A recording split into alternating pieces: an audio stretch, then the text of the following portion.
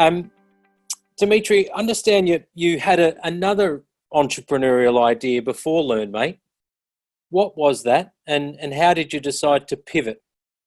Hey everyone, hope everyone can hear me okay. And thank you so much for giving me the opportunity to be here today. So prior to LearnMate, so I finished school in 2012. Actually, I might take you back a little bit further. So my first real successful business was a PlayStation 3 repair website that I started in 2009, so when I was 15. And that actually did quite well. So that was basically a downloadable guide that people could actually download the guide and basically repair their PS3 at home. And it did really well over the space of three and a half years. I think it sold around 10,000 copies. And then when I was 19, so after I finished school, I ended up selling the business, but it was a very small amount because by that point, PS4 was starting to come out. People were not interested in repairing their PS3s as much anymore. The business I then tried to start was an online sizing technology product, so to help people get their correct size when they buy clothes online. I tried to get that into Myer and David Jones, but it just didn't work. I wasn't passionate about it. I needed a lot more money to make this a reality. And so after that, I pretty much went into debt. So any money that I'd actually made when I was in high school pretty much was all lost. And I actually was in debt about $20,000. So I had to pay that money back. And that's when I started doing door knocking, selling electricity door to door, worked in a few cafes just as a general waiter. And then happened to just fall into tutoring because both those two occupations didn't agree with me. I just didn't like them. And tutoring just kind of fell into my lap. I ended up getting the highest score for English language in year 12. So I then used that skill set to then just go build my own tutoring, business, just private one-on-one. This is all before LearnMate. And so that's how essentially I pivoted and began to pay the debt back and then went from there. Great stuff. I'm going to ask a negative one. In Australia, we don't like the word fail, but as entrepreneurs, we learn to fail fast. Yes. So what have been some of the lessons learned running LearnMate? Biggest thing is learning very quickly. So I think Harry mentioned before that, he learned about SEO, then he had to learn about how to run a business. It was the same thing with me. I had to learn how to tutor and then actually run a business. So they were two very, very different skill sets. And I had to learn both very quickly. And I still am. It's definitely an ongoing thing. That's probably the biggest key learning that I got. The second one was watch the cash as well. It's very easy to run out of money, particularly when you're trying to grow a tech, because my company is very much built on tech. There's a lot of technology involved and a lot of moving parts, and all these costs can add up very quickly. So managing money would probably be the second one. And knowing where to get extra money if you need it, whether it be from customers or from external funding sources. So for me, it was getting, in 2016, the company was struggling financially. Even though we had a lot of customers, we were struggling. And so I came up with the idea to ask customers to pay for their lessons up front. So they pay for 10 or 15 lessons up front. We then give them a slight 10 or 15% discount. And that essentially saved the business. If that hadn't been done, it almost certainly would have really, really struggled to get through that period. Smart, innovative pricing model saves the day. Another interesting one, and look, just a random statistic, but what we should all know is that there's some statistics done from universities overseas that startup founders suffer from mental health 50% of the time, right? So, and entrepreneurship requires grit and resilience. How do you think grit has helped you during COVID? I mean, all six of you today seem just on your A game. How do you think entrepreneurship has helped you to have that grit during this time? It's a really good question. So when the whole kind of COVID thing struck in March, it affected the business pretty quickly. All of a sudden, we in many cases weren't legally allowed to offer online in-person tutoring, sorry. And so that obviously changed things quite rapidly. I then pretty much had to go into like, I think there was like this 6-week period from March to kind of April that it was just trying to change everything, make sure the technology was set up, make sure all the customers were informed, make sure the communications were clear, the whole website, aspects had to be changed. SEO had to have a certain change to it because the way people were searching basically changed in a matter of weeks. So that I think it made me realize that you can pivot, but it just requires a lot of work, like anything in life, really. And to that point, I mean, I imagine, with a lot of, particularly here in Victoria, students not being able to go to school, has that increased the demand for tutoring? Yes. Yep. Yes. So particularly over the past few months, it actually has gone up quite a lot. There was a bit of a lull in April. I still can't work out why. I think people were still adapting. They weren't too sure what was happening. They didn't know what was going to happen with respect to COVID. But now that things are a little bit more like we know what the pathway is, more so than maybe April, that, the increase has definitely presented itself in the business. Yeah. Yeah. Interesting. Going back to that question around entrepreneur programs, yes. and there's been a bit of a similar theme around community mentoring, teaching that holistic approach to business. Mm-hmm. What have you learned from doing these entrepreneur programs, Dmitri, and what's supported you to achieve the success you have? Mm-hmm. Okay, really good question.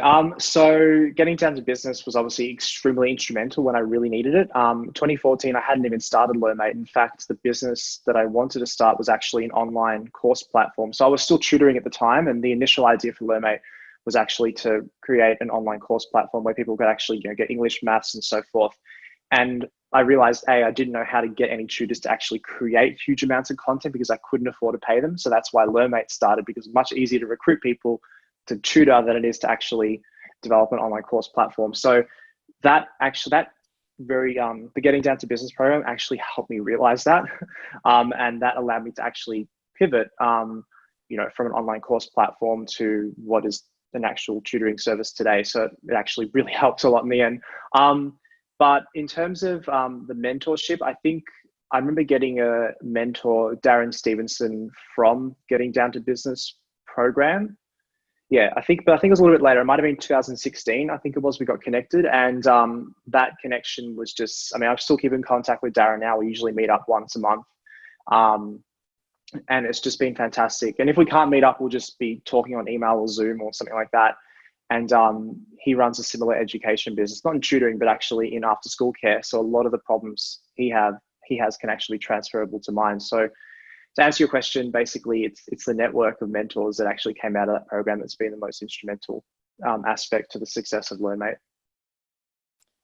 And also, I saw in some of our previous sort of sessions, there seems to be this really great, almost alumni community amongst you guys. You're all having a bit of banter in our workshops earlier on. How does that contribute to your sort of your moral support around when things don't go the right way? Mm-hmm. So again, it's similar to like the mentors. Having mentors and friends, alumni as well, you can just reach out to people and have a personal conversation. So it doesn't always have to be strictly business. You could be struggling personally, which may or may not be the result of COVID in particular, or the struggles that we all inevitably face in business. So I think, again, it goes back to having that support network, because we can't do this alone. No one can. It doesn't matter what age you are. It's hard. And so having that support network is the most important thing, as I've said. Great. Thanks, Dmitri.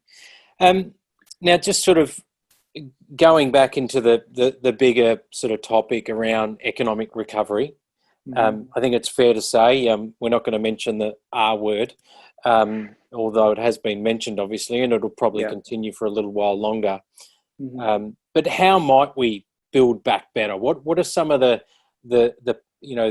policy settings or the policy ideas you would say would be beneficial to entrepreneurs and helping get Victoria and the broader Australian economy back on track? Yep. So one of my biggest goals, probably not by the end of this year, but by early next year, I would like to launch an entrepreneurial program for schools, within schools, if not within schools, by utilizing the network that I built. So utilizing the network of students, the attention that we have for students and also for tutors as well, to possibly start a program within LearnMate and then use that traction to then go into schools. Yeah, so for me, the way I would like to impact it personally is to utilize the platform that I've built to actually develop a program that's geared towards entrepreneurship. And then also long-term as well, to create a program that allows people to not just get the entrepreneurial skills, but also if they want to just get into the job market, how do they write a resume? Where do they look for networks, job seeking skills? So I don't want to just kind of box all the students into entrepreneurship, but actually how can we create a diverse range of programs that target different needs of students based on whether they want to be an entrepreneur or they want to go down the traditional pathway. So for me, I would say that's, I think, and people have mentioned this earlier today, was utilizing school networks to actually develop an entrepreneurship program, I think really needs to be like top priority, I think. Fantastic. I think it's like, even Harry said the same thing around entrepreneurship in schools, and it's, yes, it's becoming a subject in universities more so, yes. Although, arguably Swinney started it 20 years ago. Yeah, I actually did that. I was one semester at Swinburne Entrepreneurship Program. So that was the only one I could find in 2014. So yeah. I did it a little while ago. I won't say how long ago, but there's a few other folk on this session who did it at Swinney as well. Yeah. But what other, so really that grassroots entrepreneurship in schools and what other sort of entrepreneur programs or how might we get access to capital and some of those, like we said, some of the younger entrepreneurs who are in their early 20s, they don't have access to that. Yeah. That they're self-starters. What do you think we could do there in regards to grants for younger people and young entrepreneurs? Is there any other ideas you think, Dmitri? Mm-hmm. That's a really good question. I'd say for grants, it would be good. I mean, I don't really know the grant program too well, particularly in Victoria and what their offerings are for young people at the moment. But I think developing more incubator programs that offer, money and mentor. I think the mentorship is going to be the most important thing, not so much the money. Depends on what you want to build as well. It depends on the nature of the product or the service, if it has huge startup costs and so forth. I think also teaching young people to be very resourceful what they have. So not just being like, here's $200,000, go spend it at 19. More like, you don't have any money. How can you make this work to at least a minimum viable product MVP? And then from there, use that traction to then go secure more funding, whether it be through a grant or through a loan, which I know is obviously much harder to get from a bank.